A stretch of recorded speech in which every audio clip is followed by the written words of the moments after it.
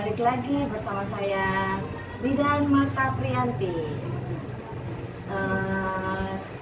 Kan sebelumnya kan saya udah memperkenalkan diri nih. Memperkenalkan diri, sudah share tentang pengalaman saya menjadi bidan dari awal sampai saya buka praktek. Sekarang saya mau cerita-cerita tentang sekeliling dan tentang ruangan saya, tentang bagian-bagian ruangan saya mana aja yang dari ruang periksa, ruang bersalin, ruang nifas, dan ruang tunggu.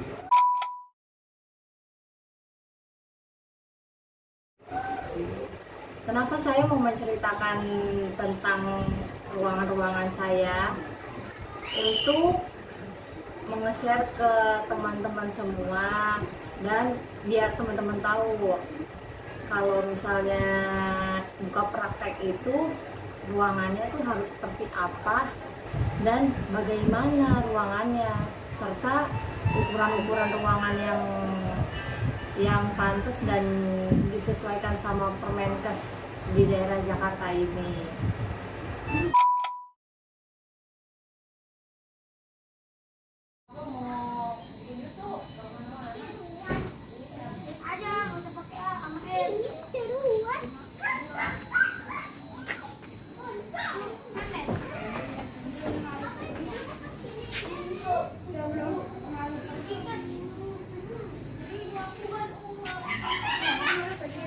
Yang berantakan itu jangan bikin. Iya, tolong. Dia masih apa bilang?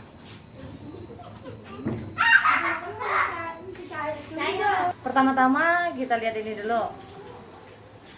Ini gunanya untuk nanti waktu-waktu kegawat daruratan seperti percikan api, kebakaran kecil. Ini gunanya ada di sini, makanya mudah terlihat, mudah diambil, makanya taruhnya di sini. Tapi kita harus selalu ngecek setiap bulannya ya. Takutnya ntar habis gasnya, waduh, bisa parah deh. Lalu kita masuk.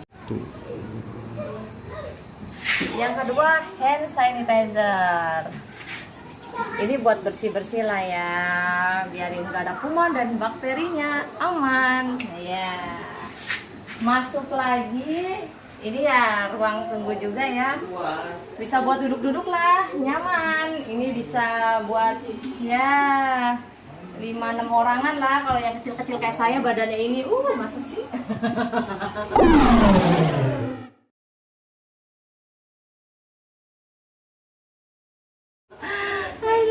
Ayo ikutin saya. Nah, ini ruang periksa saya. Coba lihat sekitarnya. Ruang periksa saya yang nggak gede banget, ya nggak kecil banget lah, sedang. Semuanya emang diatur sesuai Permenkes ya. Dari ukurannya, terus penataan-penataannya, sampai dinding papannya yang ada foto-foto saya, STR saya, SIPB saya, semuanya ada di sini. Ya, insya Allah rapi ya, cuma agak miring-miring sedikit lah. Yang penting bidannya nggak miring ya, gak?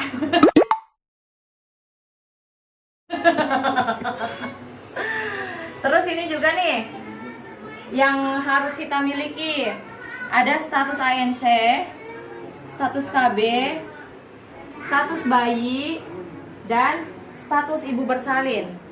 Semuanya udah ada dalam satu bundle. Yang ini semua nih harus kita miliki, karena itu sebagai alat bukti kita, bukti otentik kita. Bukannya kita meremehkan hal-hal yang seperti tulisan-tulisan kayak gitu. Itu bukti otentik kita. Terus juga bukti kita bisa jadi bukti hukum kita, bukti otentik kita, dan bukti buat kita. Penting lah buat kita, karena kita kan udah ada wadahnya, udah ada hukumnya. Jadi kita semuanya harus benar-benar total punya dokumen yang lengkap seperti ini gitu. Dan Selanjutnya ada ruang bersalin. Ayo ikutin saya. Kembali lagi sama saya ya. Ini pintunya geser ya teman. Nah, ini ruang bersalin saya. Masuk ke dalam. Oke. Ayo ikutin saya. Nah, ruang bersalinnya ukuran 4 kali 3. Iya. Ini penataannya harus sesuai juga sama Permenkes ya. Dari semua langkah APN, penata kelas 2, manuver, atau neoterik, KBKB, posisi ibu meneran. Semuanya harus dipersiapkan. Kalau warnanya sih ya emang sesuai kemauan kita, cuma kayak sarung-sarung bantalnya ya emang harus polos, semuanya emang harus begitu. Terus juga meja resusnya juga harus sesuai Permenkes ini juga nih, bolhamnya harus ukuran 60 watt. Nah, kayak gini. Ini alat sterilisator, ini kulkas vaksin.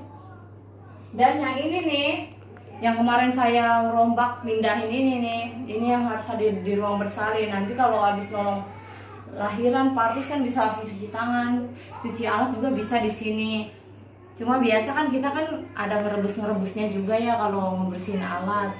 Jadi habis itu kita masukin ke sterilisator.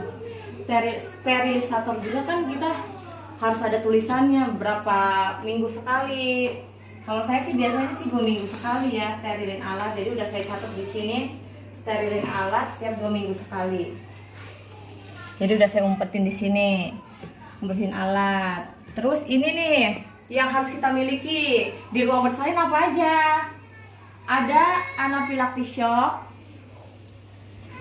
PEB kit, HPP kit, kondom kateter. Ini perlengkapan ibu dan bayi udah umum ya. Dan satu lagi resusitasi set. Ini penting untuk nanti sewaktu-waktu bayi, amit-amit calon bayi ya, jangan sampai ya kalau bayi mengalami megap-megap atau gimana, kita harus segera cepat penanganannya. Terus infuset juga harus dilengkapi di sini, ada aboketnya. Ini APD sepatu boot.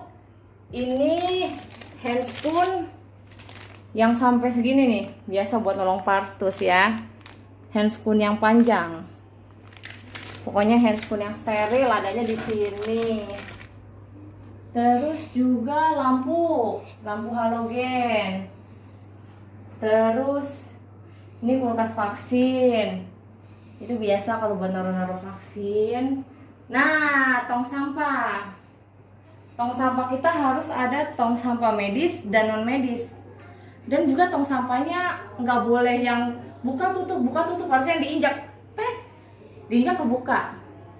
Tong sampahnya diinjak kebuka. Jadi kita aman, nggak megang sekitaran tong sampah, tinggal masukin aja. Itu dia tong sampahnya. Di atasnya ditulisin sampah medis dan non medis. Lalu kita ada tiang infus dan oksigen yang selalu ready. Jadi sewaktu-waktu misalnya ada kejadian-kejadian yang tidak kita inginkan, ini nih oksigen harus selalu ready. Langsung masukin ke bayi atau ke ibu yang misalnya ada sesak napas atau dia punya asma. Gitu kan, kalau persalinan kan nggak selamanya dari pembuka 1 sampai 10 tiba-tiba pembukaan lengkap. Kita harus sedia semuanya di sini perlengkapannya. Dan ini meja khusus buat alat-alat nolong persalinan. Ada partus set, ada gili, alkohol, biasa ya handspoon, ada betadine, ada kasa, tampon, semuanya ada di sini. Benang bayi, terus ada cairan infusnya kalau misalnya sewaktu-waktu ada yang emergensi. Ini alat-alatnya harus ada di sini semua, ready semua. Gitu. Dan APD-nya juga kita harus lengkap, apron, kacamata, terus tutup kepala, dan itu tuh yang ini sepatu bootnya harus kita pakai. Gitu. Oke, oh iya, ini satu lagi nih. Yang penting partograf. Nih, partografnya yang besar ini nih.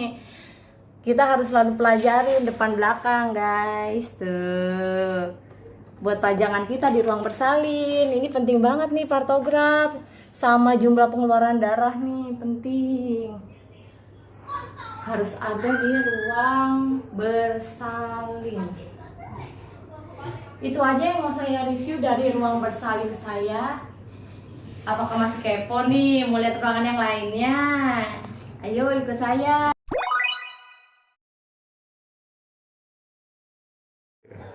Ruang nipas. Ayo yang kepo, ini ruang nipas saya. Ya biasa ya. Bantalnya harus yang polos warnanya. Ini sih harusnya pakai perlak ya, tapi nggak saya pakai perlak karena pasien lahiran baru kemarin pulang, udah dirapi-rapihin semua. Biasa nih ada protapnya lagi, 5 langkah menyusui, senam nipas, kayak gitulah ya, tanda-tanda bayi kayak gitu harus ada di sini. Biar kita tahu nih, biar ada pengetahuan yang lebih dari ibunya. Ini meja ya biasa lah ya.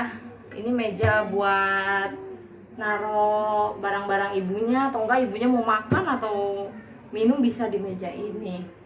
Udah, sama ini bayi, keranjangnya bayi, kalau misalnya ibunya tidur bayinya ditaruh sini. Udah. Ini kalau ruang nipas lebih simpel daripada ruang partus atau ruang lahiran.